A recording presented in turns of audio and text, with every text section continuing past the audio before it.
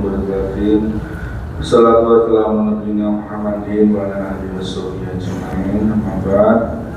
Yang kita hormati, kita muliakan bersama-sama Al-Ustaz Sabri Abdul Rahman, hormati Bapak Ibu jamaah pengajian Masjid Baitur Rahman. Mari kita lanjutkan lagi kajian tadabbur Asmaul Husna yang pada malam hari ini. Ustaz Sabri akan menyampaikan materi atau judulnya adalah Al-Ghafar dalam kehidupan. Ada pada dalam berdoa apabila Ustaz sedang menyampaikan materinya, dimohon jamaah untuk tidak saling berbicara. Mari kita awali dulu majelis ini dengan lafaz basmalah bersama-sama. Bismillahirrahmanirrahim. Selanjutnya pun bermantung Ustaz Sabri Abdul Bedal silakan pun semoga ada. Assalamualaikum warahmatullahi wabarakatuh. Bismillahirrahmanirrahim. Alhamdulillah wasyukurulillah, thumma salatu wassalamu ala rasulillah nabiyyina Muhammad ibn Abdillah wa ala alihi wa ashabihi wa mawalah. La hawla wa la quwwata illa billah, amma ba'd. Bapak Ibu jamaah Maghrib Masjid Baitur Rahman yang dirahmati Allah, malam ini kita kembali ingin melanjutkan apa yang sejenak lewat di Ramadan. Alhamdulillah malam ini kita punya kesempatan untuk melanjutkan kembali tadabbur Al-Asmaul Husna, nama-nama Allah yang baik. Satu hal yang kita syukuri, Bapak Ibu yang dirahmati Allah, dari nama-nama Allah yang baik ini punya kesempatan hidup mulia.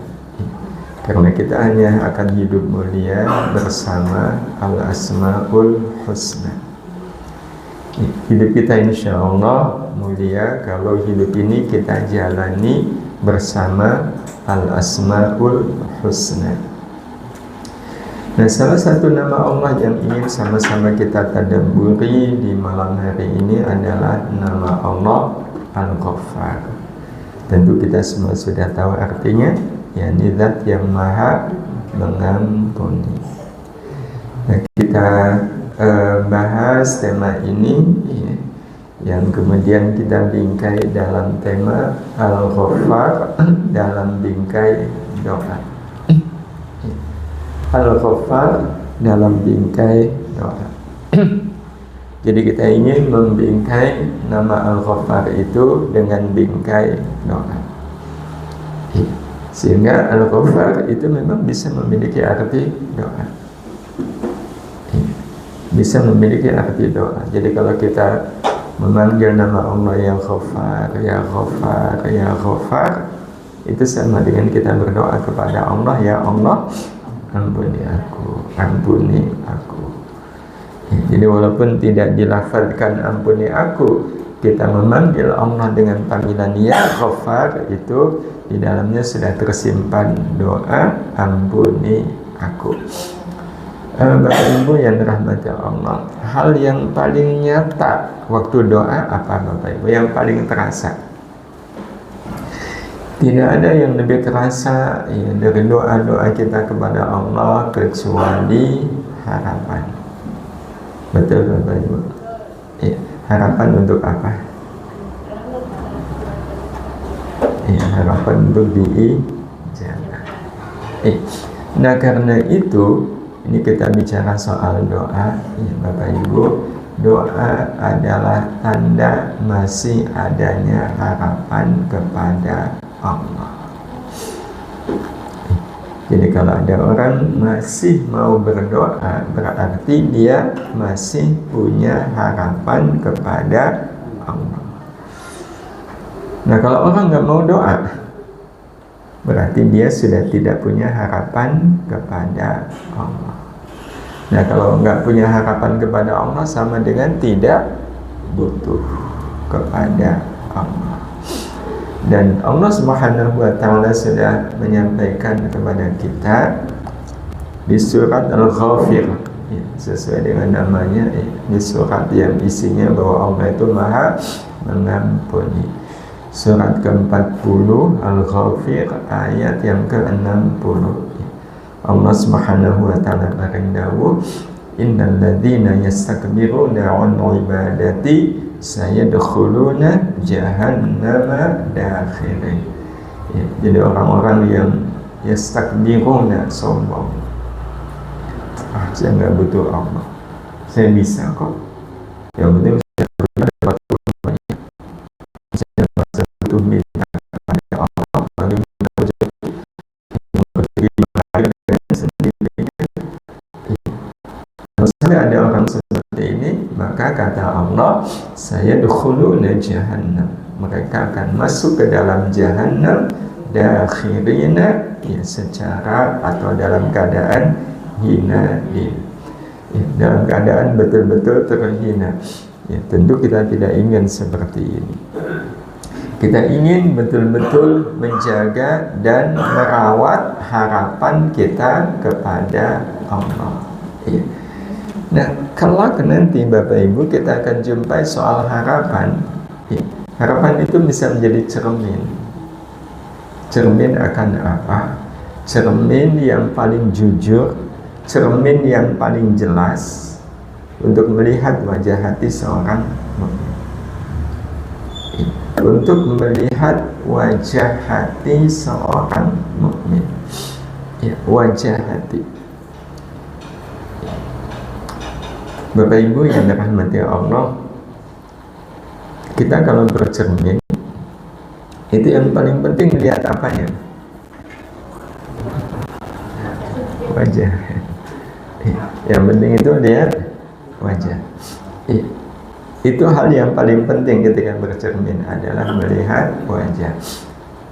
Nah, Bapak Ibu yang dirahmati Allah, di dalam diri kita, dalam hidup kita yang penting itu apanya kita? Hati. Ya, kan yang paling penting adalah hati. Nah, hati itu punya wajah enggak? Punya. Hati itu punya wajah. Hati itu punya wajah. Nah, untuk bisa melihat wajah hati kita, melihat wajah hati kita, itu cerminnya namanya adalah harapan. Cerminnya namanya harapan. Nah, bicara soal wajah hati, wajah hati kita itu wujudnya apa Bapak Ibu? Kalau wajah fisik kan ya jelas ya, wajah itu ya muka kita. Tapi kalau wajahnya hati itu wujudnya apa? Ini wujudnya. Di hati seorang mukmin hanya tersimpan satu nama, yaitu Allah. Di hati seorang mukmin hanya tersimpan satu nama, yaitu Allah. Bukankah ikrar iman kita adalah la ilaha illallah? Tidak ada Tuhan kecuali Allah. Tiada Tuhan kecuali Allah. Tidak ada yang segala-galanya dalam hidup ini selain hanya Allah. Nah, ini berarti wajah, ya, wajah hati kita sebagai orang yang beriman namanya apa Bapak Ibu? Namanya adalah tauhid. Ya, namanya adalah tauhid. Nah, karena itu orang yang betul-betul beriman, kalimat yang paling disukai adalah hasbi rabbi jallallah ma fi qalbi ghairullah. Hasbi, cukuplah bagiku, Rabbi, ya Rabbku, Jalla Maha Agung, siapa Allah wa Allah. Cukuplah bagiku keagungan Allah. Keagungan Allah itu sudah cukup bagiku, karena keagungan Allah itu segala-galanya. Keagungan Allah itu segala-galanya. Karena keagungan Allah itu segala-galanya, ma fi qalbi, tiadalah di dalam hatiku ghairullah, selain Allah. Di hatiku ini tidak ada yang lain selain Allah. Nah, kalau di hati nggak ada yang lain selain Allah, itu namanya apa? Tauhid. namanya adalah tauhid. Nah, kira-kira Bapak Ibu, wajah iman kita sudah tauhid belum?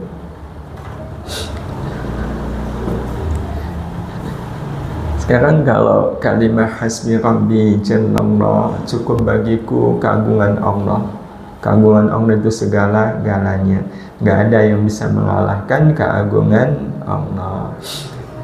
Berarti Bapak Ibu merasakan keagungan Allah segala-galanya itu mudah atau sulit? Mudah.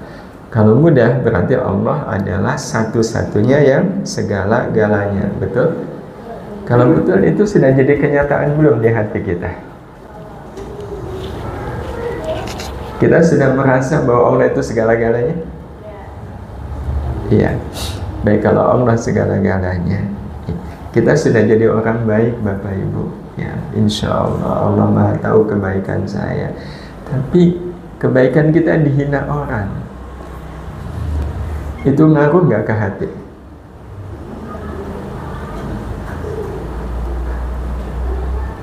Kalau ngaruh berarti lebih berpengaruh kebaikan Allah atau celaan manusia. Kalau masih bisa terpengaruh oleh celaan manusia, berarti Allah belum segala-galanya. Kalau masih terpengaruh oleh pujian manusia, berarti pujian Allah belum segala-galanya. Betul begitu Bapak Ibu kesimpulannya? Betul. Nah, kalau betul berarti wajah kita sudah wajah tauhid belum? Nah, kalau masih terpengaruh oleh cacian, masih terpengaruh oleh pujian, padahal itu cacian makhluk, pujian makhluk. Padahal bagi kita kalau sudah hasbi rabbi jallallah, kalau sudah hasbi rabbi jallallah berarti yang penting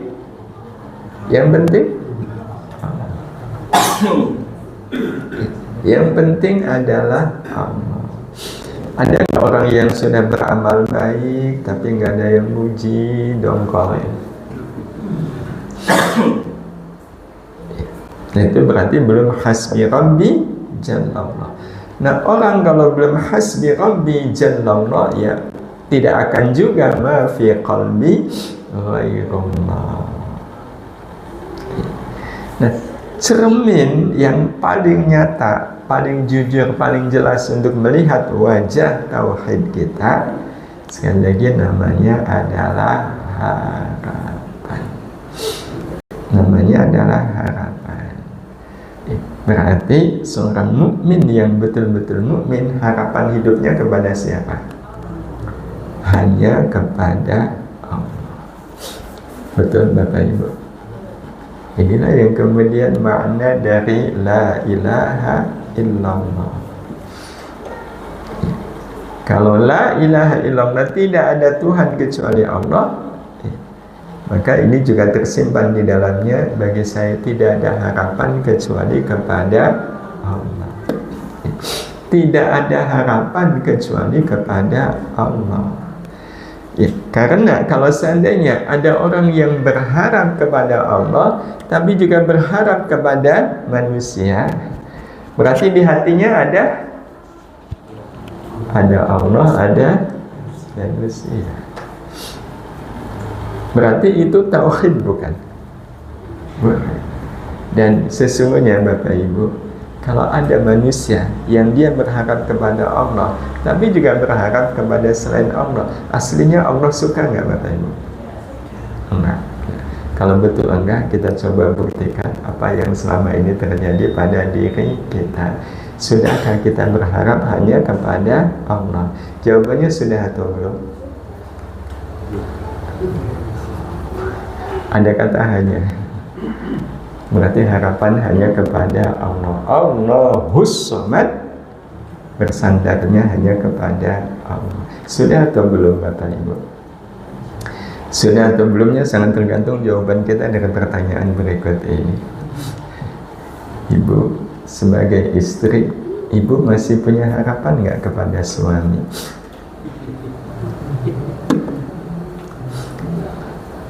Enggak.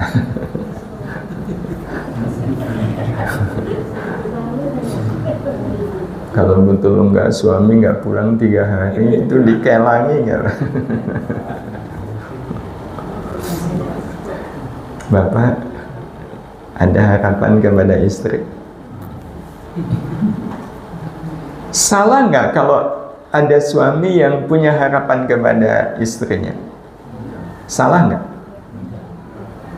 Nah, kalau nggak kan berarti kita sudah membenarkan berharap kepada selain.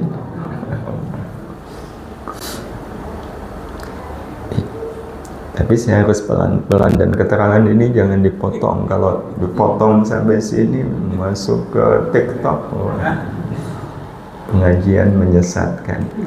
Kan itu nggak boleh ngantuk nih habis ini. Kalau ngantuk nanti jadinya sepotong. Kata banyak orang wajar lah istri suami punya harapan. Padahal katanya harapan itu hanya kepada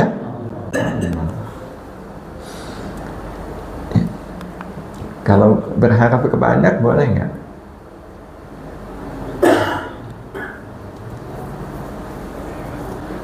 Kok tiba-tiba jadi hening?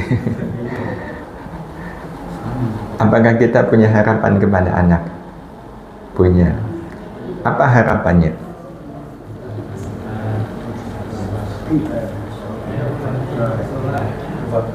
Berbakti kepada orang tua. Loh, kalau ada orang tua yang berharap anaknya berbakti kepada orang tuanya, berarti harapan itu yang berkepentingan siapa? Orang tua. Harapan itu berarti bukan berharap ke anak, tetapi kepentingannya adalah kepentingan orang tua.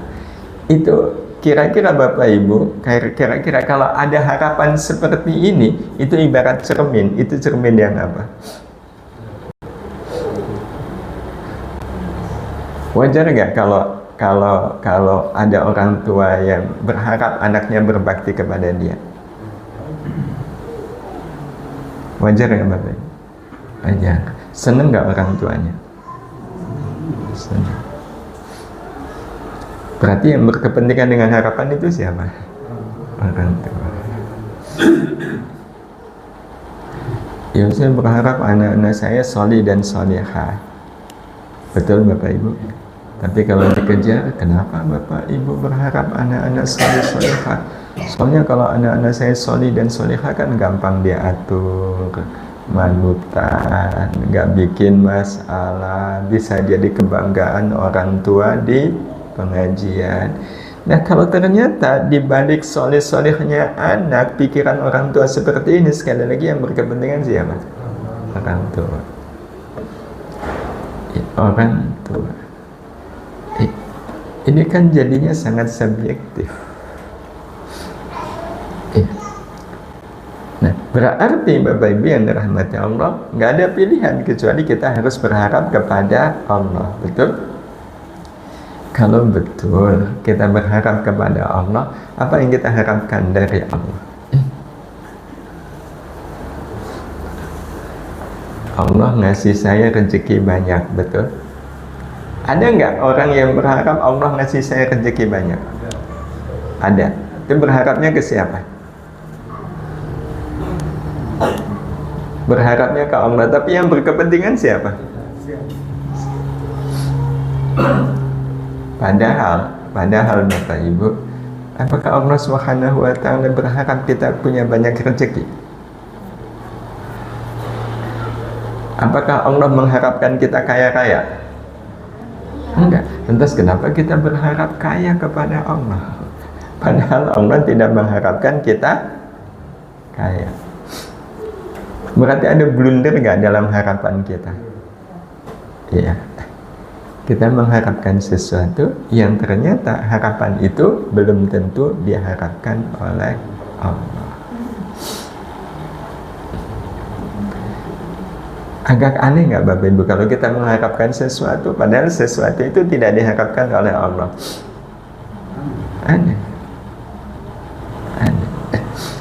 Nah, karena itu Bapak Ibu yang dirahmati Allah, seorang mukmin yang betul-betul wajah hatinya adalah tauhid, Boleh nggak tetap berharap kepada manusia? Boleh nggak Bapak Ibu? Boleh. Tapi harapannya kepada selain Allah terikat dengan prinsip ini.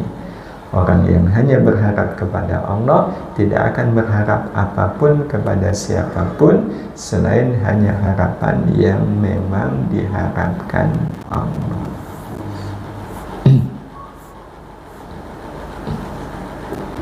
Itu harapan seorang mukmin. Jadi bukan berarti memang nggak boleh berharap sama sekali seorang istri kepada suaminya atau suami kepada istrinya, tetapi nilai-nilai tauhid meniscayakan seorang suami punya harapan kepada istrinya, harapan yang memang diharapkan oleh Allah.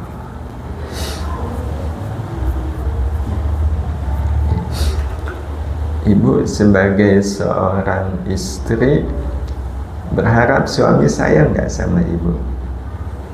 Berharap, iya berharap. Tapi apakah harapan ibu suami sayang kepada ibu itu diharapkan oleh Allah?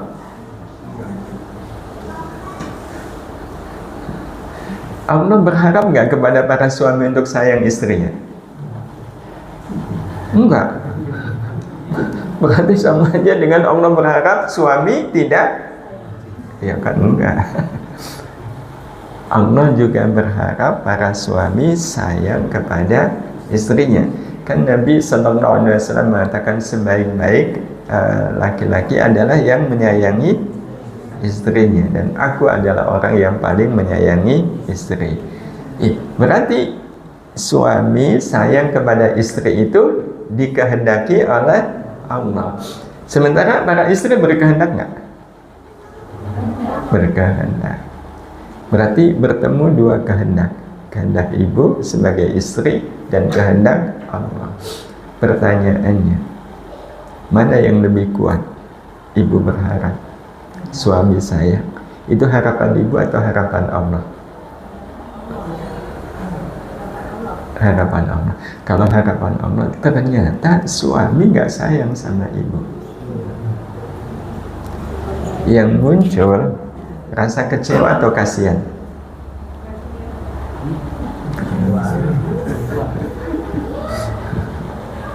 Nah, itu sangat tergantung wajah tauhid. Kalau wajah istri ini betul-betul harapannya, tauhidnya ada di dalam harapan, ketika suami nggak sayang, itu apa-apa nggak bagi istri? Nggak apa-apa. Kenapa nggak apa-apa? Saya berharap yang lebih disayang oleh. Cuma kalau ngelihat suami nggak sayang, itu akhirnya bukan kecewa tapi kasihan. Kenapa kasihan? Saya tidak bisa membayangkan nanti bagaimana tanggung jawab suami di akhirat. Berarti yang lebih kuat kecewanya atau kasihannya? Tapi seringnya yang lebih kuat yang mana ini para istri? Iya, berarti harapannya belum sepenuhnya harapan yang memang diharapkan oleh Allah. Bapak Ibu yang dirahmati Allah Subhanahu wa taala, sebenarnya mana yang lebih berharga? Ya, mana yang lebih berharga? Harapan atau terwujudnya harapan?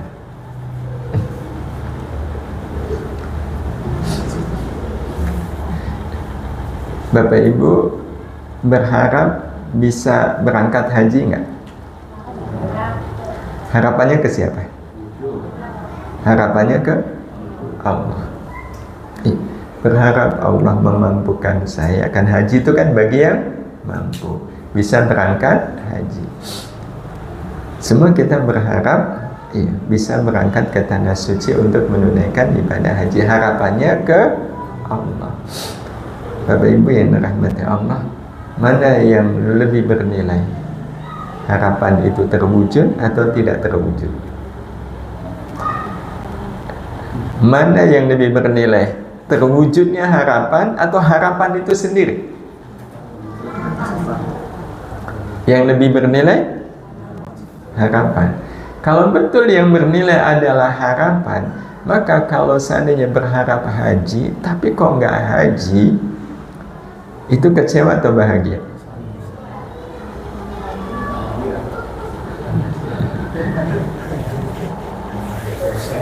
Atau kalau sebelum haji, kalau contohnya bukan haji, Bapak Ibu yang dirahmati Allah, sakit.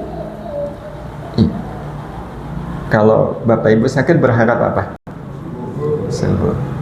Yang menyembuhkan Allah, berarti berharapnya ke Allah. Mana yang lebih berharga? Bapak Ibu berharap atau sembuhnya? Yang lebih berharga, lebih bernilai.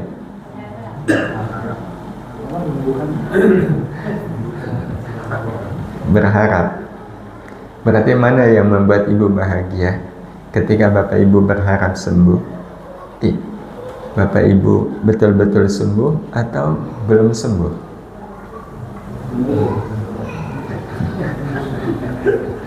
Yang membuat kita bahagia, berharap sembuh, betul-betul sembuh atau tidak sembuh, belum sembuh. Kalau tidak sembuh kan artinya maksudnya belum sembuh. Mana yang lebih membuat kita bahagia? Sembuh. Kalau Bapak Ibu berharap sembuh, terus sembuh, berarti berharapnya masih ada atau hilang? Berhenti. Padahal katanya lebih bernilai berharap.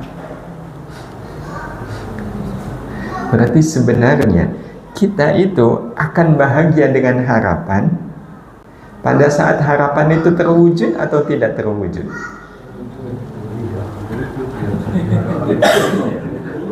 Selama ini terwujud, berarti lebih bernilai terwujud daripada harapan. Padahal yang lebih bernilai terwujudnya atau harapannya? Harapan.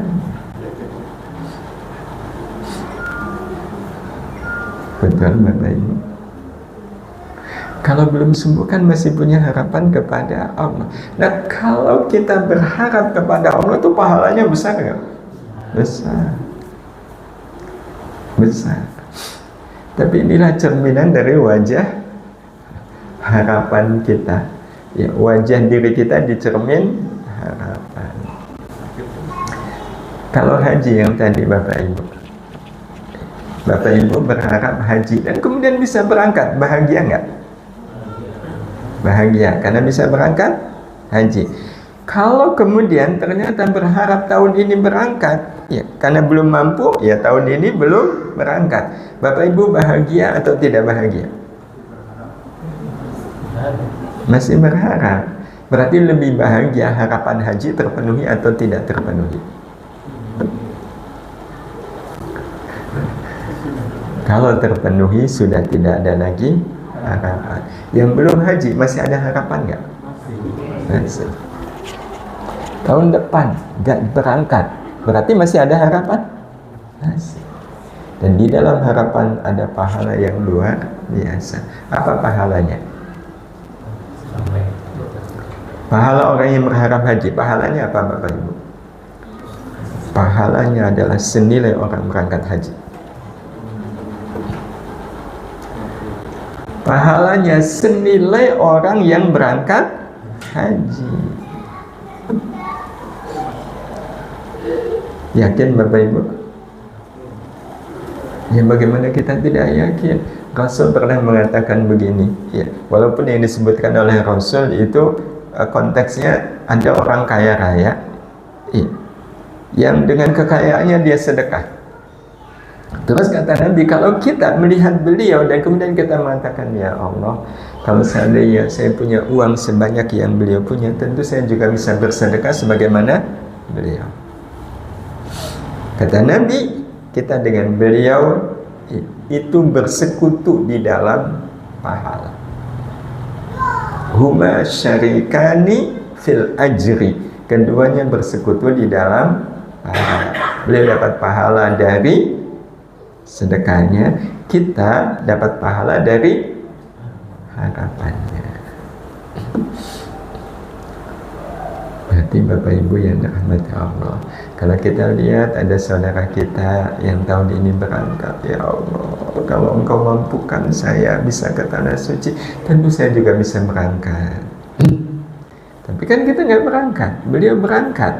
Beliau dapat pahala dari beliau melakukan haji, kita dapat pahala dari harapan, walaupun kita tidak melakukan. Bapak Ibu lebih senang mana? Dapat pahala haji dengan berhaji, dengan pahala haji dengan tidak berangkat?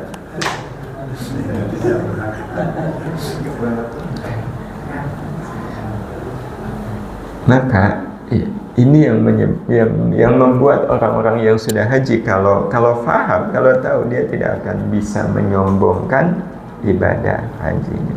Kenapa nggak bisa menyombongkan ibadah hajinya? Orang kalau akhirnya betul-betul berangkat ibadah haji, apakah ibadah hajinya pasti diterima? Belum tentu. Tapi kalau yang punya niat, betul-betul punya niat, tapi karena nggak mampu, ya nggak berangkat, ya dia dapat pahala haji, berarti pahala haji yang diterima. Bapak Ibu yang dirahmati Allah Subhanahu wa taala. Nah, kalau begitu, kita berharap berangkat atau tidak berangkat haji? Ya tetap berangkat. Tapi kalau tidak berangkat, kita bahagia. Anak-anak kita melanjutkan kuliah, berharap diterima atau tidak diterima? Diterima. Tapi kan seleksi itu ada seleksi tahap awal, seleksi. Kalau yang pertama itu namanya apa? Yang masuk kuliah, SNBP. Nggak diterima di seleksi SM, berarti masih ada harapan nggak untuk diterima di seleksi berikutnya? Nggak diterima loh. Nggak diterima. Berarti ada harapan diterima di seleksi. Tapi yang sudah diterima, ada harapan nggak? Nah, sudah nggak ada harapan. Berarti yang bahagia itu yang langsung diterima atau yang tidak langsung diterima? Nah, kalau udah diterima, masih punya harapan nggak ke Allah? Udah diterima, mau harap apa lagi? Kita nggak bicara yang lain. Ini sudah diterima, kok rakus amat punya harapan? Dalam soal diterimanya lagi kan sudah tidak ada harapan. Tapi yang belum diterima masih ada harapan nggak? Berarti yang belum diterima itu dapat pahala dari harapan kedua. Yang sudah diterima dapat pahala dari harapan berikutnya. Ya udah nggak ada harapan. Kalaupun ada kan dari harapan yang lain, bukan harapan yang sudah terpenuhi. Berarti sebenarnya bahagianya kita di dalam harapan itu saat harapan terwujud atau belum terwujud? Belum terwujud. Betul? Itu menunjukkan bahwa kita punya harapan yang kuat kepada Allah Subhanahu wa ta'ala. Nah, Bapak Ibu, harapan itu seringkali diwujudkan dalam bentuk apa? Doa. Padahal nih Bapak Ibu, doa-doa kita itu kadang bertabrakan dengan doa saudara kita. Bertabrakan dengan saudara kita. Bapak petani, baru nanam padi, berdoa, doanya apa? Turunkan hujan. Pas mau doa turunkan hujan, di samping Bapak ada penjual es keliling. Ayo, tega nggak doa minta hujan? Tega nggak? Berarti kalau begitu Bapak Ibu, waktu kita berharap kepada Allah, itu kan ada kode etiknya. Tidak sembarang kita berharap. Bapak Ibu berharap anak-anak kita diterima, betul? Nah, kalau betul pada saat yang sama, Bapak Ibu pasti berharap yang lain.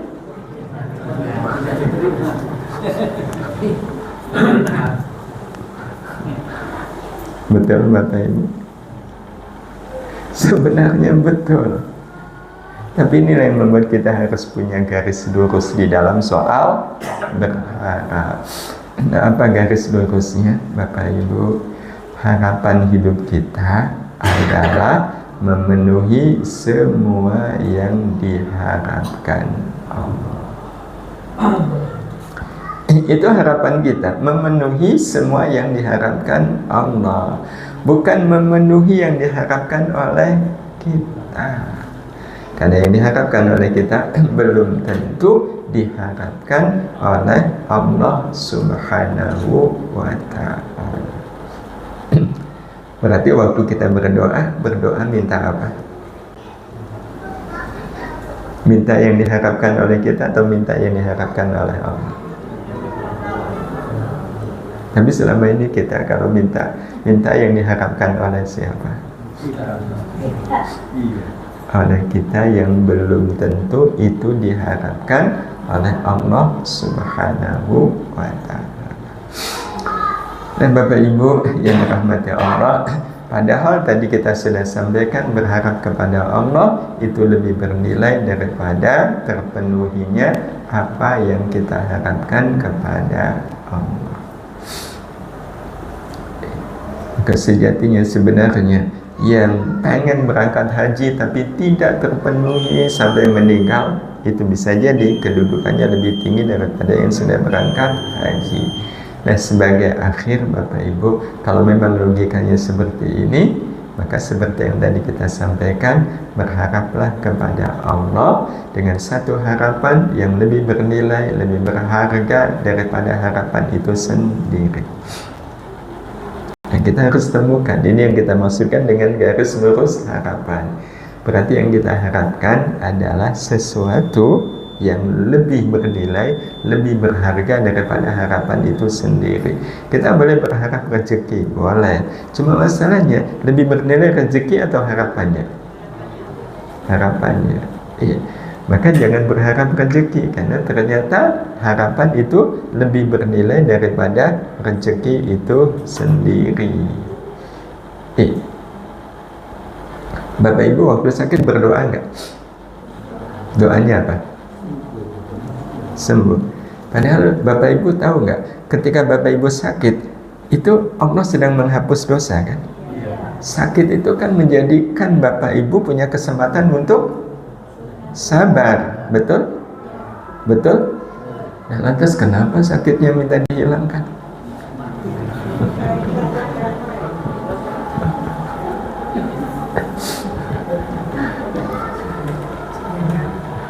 Padahal di dalam sakit itu kita mendapatkan pahala dari sabar yang luar biasa. Yang kalau sembuh, pahala sabarnya hilang nggak? Bapak Ibu mau nggak kehilangan kesempatan dapat pahala?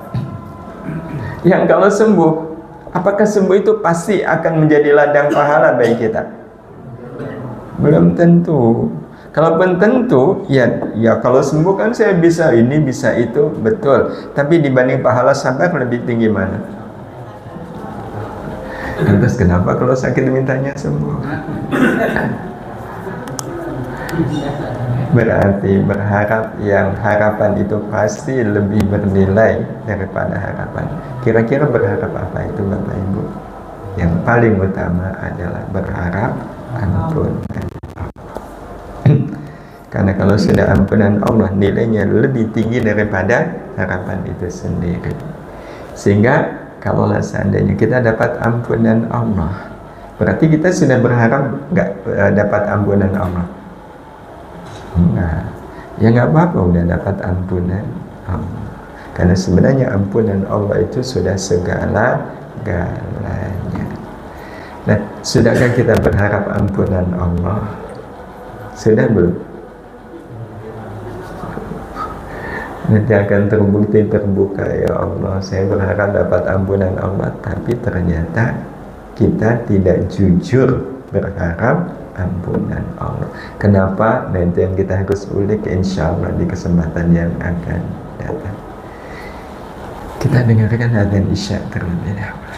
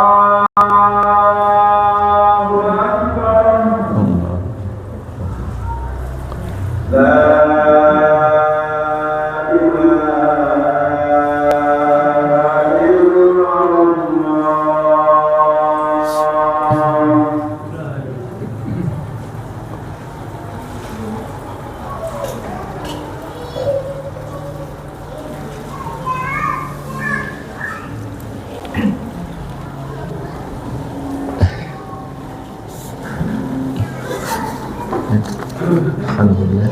Ada tanggapan dari Bapak Ibu?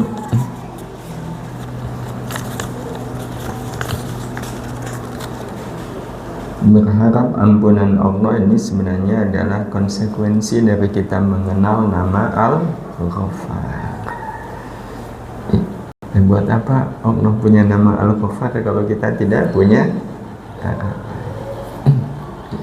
Jadi orang yang sangat mengenal nama Al-Ghaffar, tentu saja dia berharap ampunan Allah, dan dia berharap ampunan Allah itu tidak hanya untuk diri sendiri, tapi dia juga berharap orang lain mendapatkan ampunan Allah.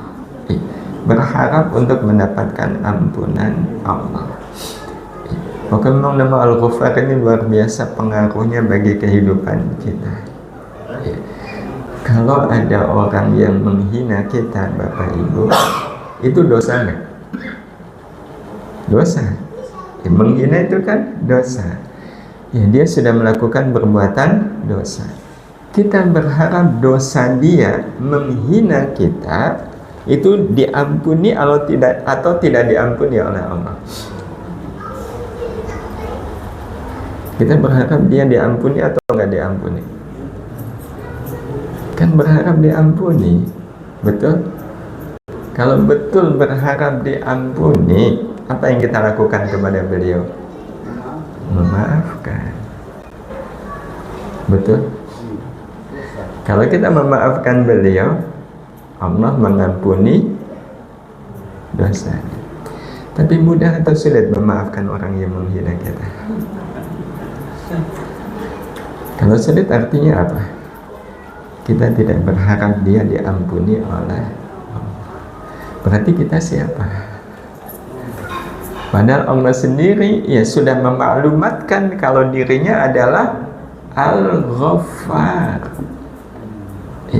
Berarti kalau seandainya ada orang yang nggak mau memaafkan kesalahan orang lain, itu tandanya dia suka nggak kalau Allah itu Al-Ghaffar?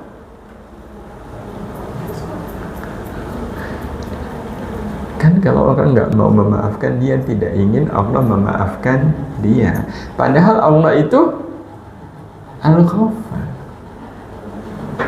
Berarti dia sudah betul-betul meyakini nama Al-Ghaffar atau pengen nama Al-Ghaffar itu tidak jadi nama Allah. Sebenarnya ke situ nggak arahnya Bapak Ibu? Iya, itu kalau kita tidak mau memaafkan. Karena Allah sudah memaklumatkan dirinya Al-Ghaffar. Berarti Allah inginnya memaafkan hamba-hambanya. Tapi ada saat di mana Allah bisa memaafkan hambanya, tapi digantungkan kepada makhluk. Digantungkan itu bukan karena Allah maha lemah, bukan. Tapi itu untuk menjadi kesempatan bagi makhluk ini untuk bisa merasakan ampunan Allah untuk dirinya dan untuk orang lain.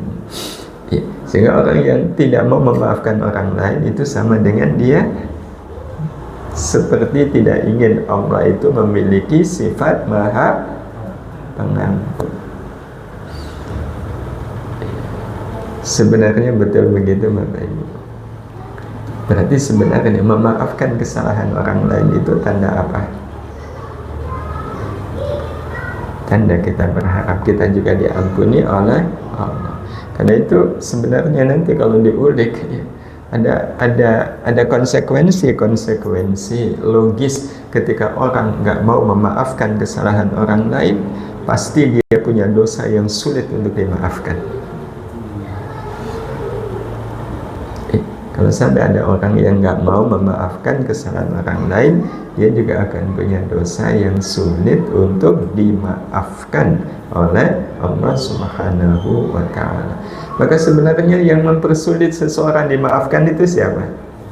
Diri sendiri. Allah itu Al-Ghaffar.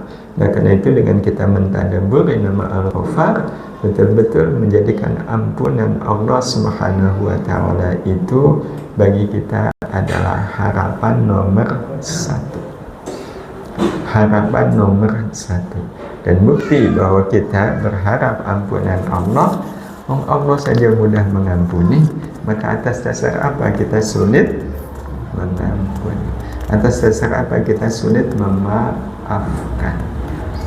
Atas nama apapun, kalau sudah orang kelihatan mengungkapkan kebenciannya, ketidaksukaannya, caci makinya, walaupun mungkin atas dasar perbedaan pendapat, perbedaan mazhab, kalau kemudian mereka saling hujat menghujat, itu kayak seperti tidak ingin orang lain itu dimaafkan oleh Allah Subhanahu wa Ta'ala. Demikian Bapak Ibu, belum selesai, karena kita ingin bagaimana caranya agar harapan terhadap ampunan Allah ini menjadi kenyataan. InsyaAllah kita bahas di pertemuan yang akan datang. Kita sudahi Bapak Ibu dengan doa. Ada permohonan doa saudara kita yang insya Allah badai tindak haji, berangkat ke Tanah Suci, Ibu Eko Kurniati dan Mas Abian, insya Allah tanggal 22 April ini, berarti hari Rabu lusa. Kita doakan semoga perjalanan haji beliau menjadi perjalanan yang diberkahi oleh Allah Subhanahu wa Ta'ala, diberi kekuatan, diberi kemantapan, keyakinan, sehingga bisa menunaikan ibadah haji dengan sebaik-baiknya dan bisa pulang kembali insyaAllah ke tanah air dengan membawa haji yang mabrur. Bismillahirrahmanirrahim. Alhamdulillahi Rabbil Alamin. Allahumma salli ala Sayyidina Muhammad wa ala alihi wa ashabihi ajma'in. Allahumma ya Allah, Tidak akan mungkin terjadi sesuatu dalam hidup kami kecuali pasti sudah tersurat di lauh mahfuzmu ya Allah. Tahun ini ya Rahman sudah Engkau suratkan untuk Ibu Eko Kurniati dan Mas Abian menjadi salah satu tamumu di Tanah Suci. Tentu ini kehormatan dan kemuliaan untuk kedua beliau ini ya Allah. Karena itu ya Rahman ya Rahim, jadikan ibadah haji Ibu Eko Kurniati dan Mas Abian menjadi tanda bahwa Engkau memang memuliakan beliau. Engkau ingin mengangkat derajat beliau mulia di sisimu. Karena itu kami mohon ya Allah, luruskan niat keduanya berhaji semata-mata untuk mendapatkan ridhamu, semata-mata untuk mendapatkan rahmatmu ya Allah. Luruskan niat haji keduanya semata-mata hanya ingin mendekatkan diri kepadamu. Dan ya Allah, mudahkan perjalanan kedua beliau ini, karena keduanya ingin sekali bisa lebih dekat denganmu ya Allah. Berikan kekuatan lahir dan batin kepada kedua beliau agar selama berada di Tanah Suci tidak ada kesibukan bagi kedua beliau ini kecuali sibuk untuk beribadah kepadamu, bertaqarrub kepadamu ya Allah. Sempurnakan segala ibadah keduanya di Tanah Suci nanti, lebih-lebih ibadah haji dan umrahnya.